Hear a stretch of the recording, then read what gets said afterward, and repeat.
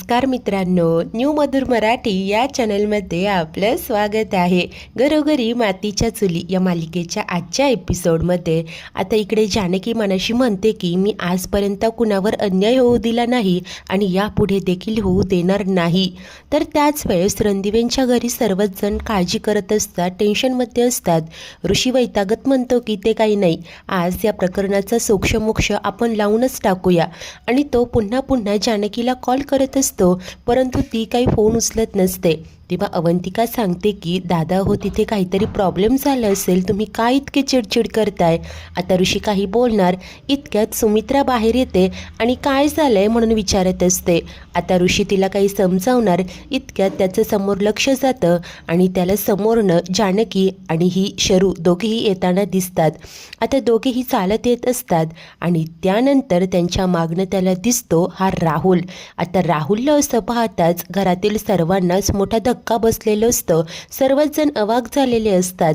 आता हा राहुल देखील निर्लज्जासारखा चालत आतमध्ये येतो. त्याला पाहताच ऋषी चिडतो आणि रागाने म्हणतो की हा इथे काय करतोय. तेव्हा सौमित्र रागाने म्हणतो की दादा अरे, या दोघींना काय विचारतोय, खरं तर यालाच विचार ना, इतका मार खाऊन देखील हा निर्लज्जासारखा इथे कसा आला ते. नाही नाही, अरे त्याच भाषेत विचारावं लागेल पुन्हा, असं म्हणत तो आता राहुलच्या अंगावर धावून येतो. तेच जानकी आडवी येते आणि म्हणते की थांबा भाऊजी, राहुल इथे स्वतःहून आला नाहीये, तर मी इथे आणलंय त्याला. तेव्हा ऋषी विचारतो की का, कशाला, जानकी याला इथे आणण्याची गरजच काय होती. जानकी सांगते की तुम्ही दोघांनी जी चूक केली ना, ती चूक सुधारण्यासाठी. अरे जरा बघा याच्याकडे, काय अवस्था केली आहे तुम्ही याची, किती बेदम मारलंय त्याला, त्याचा उजवा हात निकामी झालाय. राहुलला उजव्या हाताने काही करता येत नाहीये, मग तो एकटा स्वतःला कसं सांभाळणार.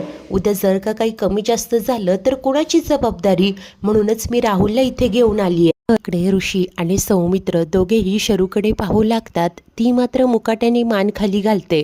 तेव्हा जानकी सांगते की तुम्ही वंसनकडे बघू नका, राहुलला इथे मी स्वतः घेऊन आली आहे. तेव्हा आता इकडे ऋषी विचारतो की म्हणजे आमच्या विरोधात जायचं असं तू ठरवलंच आहे. तेव्हा ती बोलते की असं नाही आहे ऋषिकेश, तुम्ही दोघांनी जी चूक केली ना त्याचा तुम्हाला अंदाज येत नाही आहे.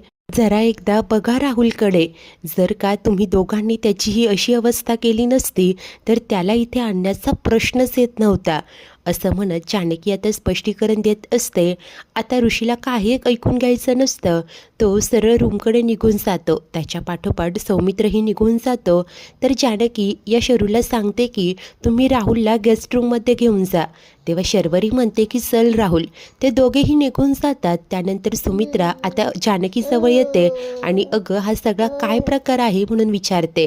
तेव्हा जानकी म्हणते की आई सगळं सांगते, परंतु त्याआधी ती अवंतीला म्हणते की जा सौमित्र भाऊजींकडे जा, त्यांच्याशी बोल, त्यांना समजाव. तर जाऊन ऋषिकेशशी बोलेल. अवंती मान डोलावते आणि नंतर ती आता खोलीकडे जाते.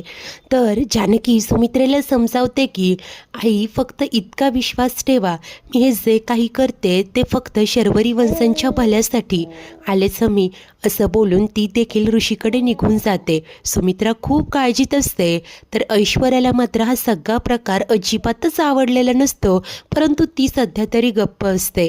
तर त्याच वेळेस इकडे अवंतिका रूममध्ये येते आणि ती रागाने सौमीला म्हणत असते की अरे तू आणि दादा असं का वागलात, असं गुंड मवाली असल्यासारखं त्या राहुलच्या घरी जाऊन त्याला का मारलं. सौमित्र उत्तर देतो की आमच्या बहिणीशी जो कोणी असं चुकीचं वागेल ना, त्याला याच भाषेत उत्तर देणार आम्ही, आणि वहिनी त्याला इथे घरी का घेऊन आली आहे, असं केल्याने आपली बदनामी होते हे कळत नाही आहे का तिला. तर त्याच वेळेस दुसऱ्या रूममध्ये असलेली जानकी सांगत असते की ऋषिकेश मला सगळं कळतंय, परंतु जर का शर्वरी वंशांना देखील राहुल आवडत असेल तर मग त्याला मारण्यात काय अर्थ आहे. ऋषी काही बोलणार, परंतु ती पुन्हा समजावते की शर्वरी वंश आणि राहुलचं एकमेकांवर प्रेम असेल तर लोक काय म्हणतील हा विचार करण्यात काय अर्थ आहे. आपल्यासाठी तर फक्त शर्वरी वंशांचं सुख, त्यांचा आनंद महत्त्वाचा आहे ना. तर तेव्हाच दुसरीकडे हा सौमित्र विचारत असतो की म्हणजे काय म्हणायचं आहे तुला, आता काय शरू आणि राहुलचं लग्न लावून द्यायचं का. तेव्हाच इकडे जानकी सांगते की होय, काय हरकत आहे. त्यावर ऋषी म्हणतो की काय शर्वरी आणि राहुलचं लग्न. अगं जर काय हे लग्न केलं तर लोक काय म्हणतील. या दोघांना लग्न करायचं होतं म्हणूनच त्यांनी विक्रांतचा खून केला असं लोक उघड उघड बोलायला लागतील. अगं किती बदनामी होईल याची कल्पना येत नाहीये तुला. तेव्हाच सौमित्र देखील सांगत असतो की अगं शरूला लोक किती नावं ठेवतील याचा जरा तरी विचार केलाय का तू. तेव्हा अवंतिका सांगते की परंतु या सगळ्यात जर का शरूताई सुखी होणार असतील तर काय हरकत आहे सौमी. अरे त्यांच्या चेहऱ्यावरचं हसू बघून आईंना किती बरं वाटेल. त्यांना असं रडताना बघून रोज आईंचा जीव तिळतिळ तुटतो. अरे आईंना किती बरं वाटेल याचा विचार करतोय का तू सौमी. तेव्हा तो म्हणतो की अवंतिका उगीच मला कन्व्हिन्स करण्यासाठी आईचं नाव वापरू नकोस आणि मला 100% खात्री आहे. तेच आता त्याचं अर्धवट वाक्य इकडे ऋषी पूर्ण करतो. तो म्हणतो की आईला सुद्धा हे पटणार नाही. त्यावर जानकी म्हणते की आईंना मी कन्व्हिन्स करेल ऋषिकेश, मला फक्त तुमची साथ हवी आहे. तेव्हा तो म्हणतो की अगं जानकी राहुल शरूसाठी योग्य मुलगा नाहीये. तो शरूची साथ देईल याचा काय भरवसा. तो देखील दुसरा विक्रांतराव निघाला तर. तेव्हा जानकी सांगते की असं नाहीये ऋषिकेश. आणि आता कशा प्रकारे हा राहुल बोलत होता मला शरूची बदनामी झालेली चालणार नाही, मला फक्त तिचं सुख हवं आहे आणि त्यानंतर शरूच्या पायात काच घुसू नये म्हणून कसं स्वतःचा हात आडवा करत त्याने स्वतःला इजा करवली, हे सर्व काही ती ऋषीला सांगते. आणि पुढे म्हणते की आपण हा सोहळा फक्त घरातल्या घरात करूया, फार मोठा सोहळा करण्याची गरज नाही आहे ऋषिकेश. ऋषी म्हणतो की पण आईशी बोलावं लागेल.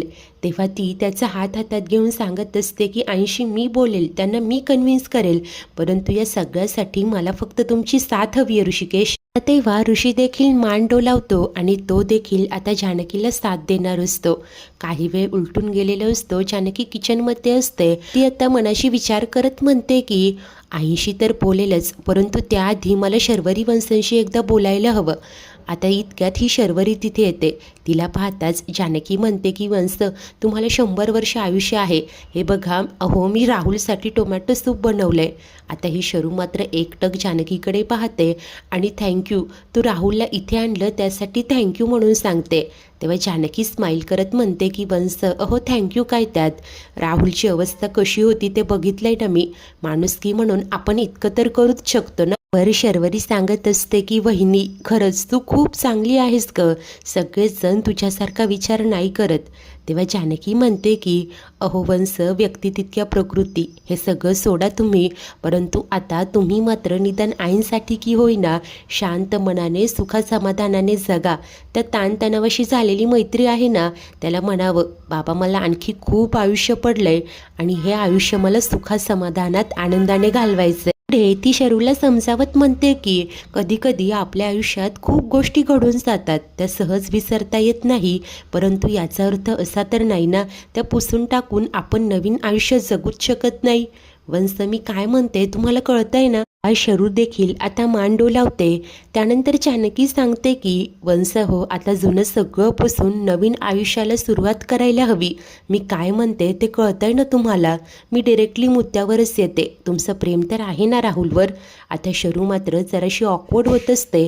तेव्हा जानकी म्हणते की तुम्ही ऑकवर्ड झालात हे बघा म्हणून नाही विचारलं मी, परंतु जर का राहुलचंही तुमच्यावर प्रेम नसतं तर त्याने ऋषिकेश आणि सौमित्र भाऊजींचा मार खाऊन घेतलाच नसता. प्रेम आहे म्हणूनच तर त्याने त्यांच्यावर हात उगारला नाही, त्यांचा आदर ठेवला आणि त्याला लागलं हे कळल्यावर तुमचा जीव कसा त्याच्यासाठी तिळतिळ तुटत होता, तुम्ही किती काळसावीस झाला, त्याची कशी काळजी घेतली, हे सगळं मी पाहिलंय ना स्वतःच्या डोळ्याने.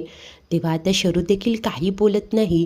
तर जानकी विचारते की वंश तुम्हाला लग्न करायचंय ना राहुलशी. तरी मात्र काही एक उत्तर देत नाही. तेव्हा जानकी म्हणते वंश खरंच मी मनापासून विचारतीये, जर का तुमचा होकार असेल तर मग मी राहुलशी बोलेल आणि त्याचाही होकार असेल तर मग घरातील सर्वांशी. तेव्हा शरू म्हणते की नाही नको, अगं ऑलरेडी तू इथे राहुलला घेऊन आलीस, ते सौमित्र दादा आणि ऋषिकेश दादाला पटलं नाहीये. आता हे सगळं बोलून तू आणखी वाईटपणा नको ओढावून घेऊस. जानकी सांगते की वंश तुमच्या सुखासाठी हा वाईटपणा देखील चालेल मला, परंतु मी काय विचारतेय मला एकदा स्पष्टपणे सांगा, तुम्हाला राहुल आवडतो का, तुम्हाला लग्न करायचं आहे का त्याच्याशी. तेव्हा अखेर ही शरू अनेक आढेवेढे घेतल्यानंतर होकार देते. आता जानकीला खूप आनंद होतो. ती म्हणते की ठरलं तर मग तुमचं लग्न होणार. त्यावर शर्वरी म्हणते की पण दादा. तेव्हा जानकी स्माईल करत सांगते की तुमच्या दादांची काळजी करूच नका, मी ऑलरेडी बोलले त्यांच्याशी आणि त्यांचा होकार आहे बरं का. हे ऐकताच शरू खुश होऊन काय सांगते असं म्हणते. जानकी म्हणत असते की आता फक्त राहुलशी बोलणं बाकी आहे आणि ते मी आत्ताच करणार. चला चला. आता ही शर्वरी लाजून म्हणत असते की वहिनी अगं. त्यावर जानकी म्हणते की अगं वगैरे काहीही नाही, राहुलशी बोलायचं आहे, तुम्ही तिथे असायला हवं, चला बघू. आणि तिने आता राहुलसाठी टोमॅटो सूपही घेतलेलं असतं आणि दोघीही त्याच्या खोलीत येतात. जानकीला पाहताच राहुल ऑकवर्ड होत म्हणतो की वहिनी तुम्ही इथे. त्यावर ती सांगते की तुझ्यासाठी हे सूप आणले, घे बघू. तो मात्र म्हणतो की याची काय गरज आहे. तेव्हा ती सांगते की असं कसं, अरे तुला लागलंय, हे सूप घे, गोळ्या औषधं घे, तुला बरं वाटेल. आता राहुल ते सूप हातात घेतो परंतु गप्प होतो, कारण त्याचा एक हात तर आता मोडलेला असतो, दुसऱ्या हातालाही लागलेलं असतं. तेव्हा शरू लगेच म्हणते की मी बरं होऊ. आता त्यानंतर ती गप्प होते. जानकीकडे पाहत म्हणते की नाही म्हणजे तो घेईल. तेव्हा जानकी सांगते की असं कसं, अहो दिसतंय ना त्याला लागलंय, भरवा तुम्ही, या बघू इथे. आता शर्वरी होकार देते आणि ती स्वतः या राहुलला सूप भरवत असते. त्यानंतर हा राहुल मात्र तिला थांबवतो आणि जानकीला बोलतो की बहिणी खरंच थँक्यू, तुम्ही मला इथे आणलं, हा सगळा तुमचा चांगुलपणा आहे, परंतु आता मला जाऊ द्या, कारण माझ्यामुळे तुम्हा दोघींना झालेला त्रास मला नाही आवडणार. जानकी सांगते अरे तुला बरं वाटलं की तू इथून जाऊच शकतो, परंतु त्याआधी मला एका प्रश्नाचं उत्तर हवंय. राहुल जरासा घाबरतच कुठला प्रश्न असं विचारतो. जानकी थेट विचारते तुझं शर्वरी वंशांवर प्रेम आहे का. तो जरासा ओशाळतो. तेव्हा जानकी म्हणते की हो की नाही. त्यावर राहुल होकार देतो. तर जानकी विचारते मग आता पुढे काय करायचं ठरवलं. जरासा गोंधळतो.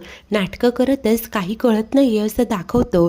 जानकी मात्र त्याला स्पष्टपणे म्हणत असते की हे बघ, जर का तुला लग्न करायचं नसेल तर काही हरकत नाही, तू तसं सांग, आम्हाला वाईट नाही वाटणार.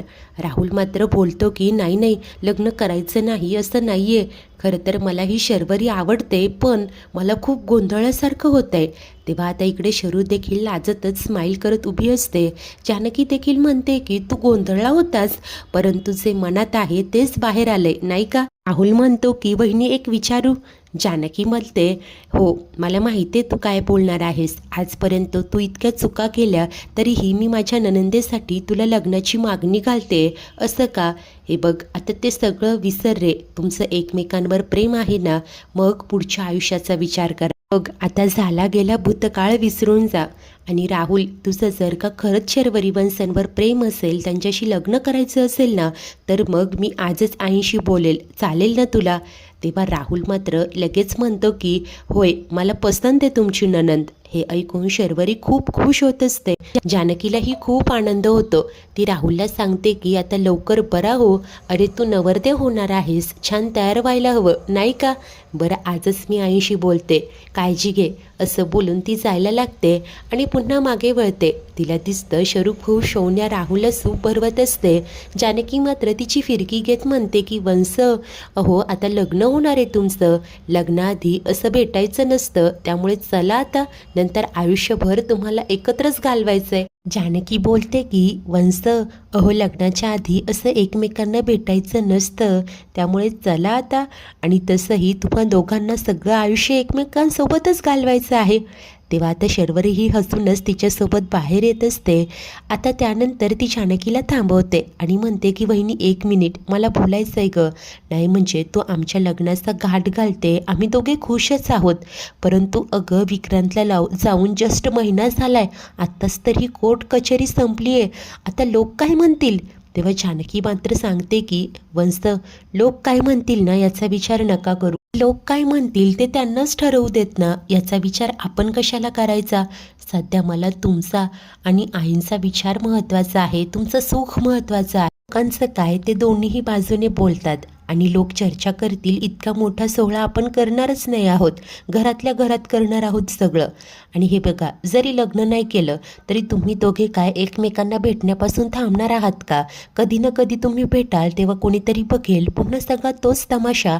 त्यापेक्षा लग्न केलेलं कधीही चांगलं नाही का. लोक काय म्हणतील याचा विचार नका करू सध्या.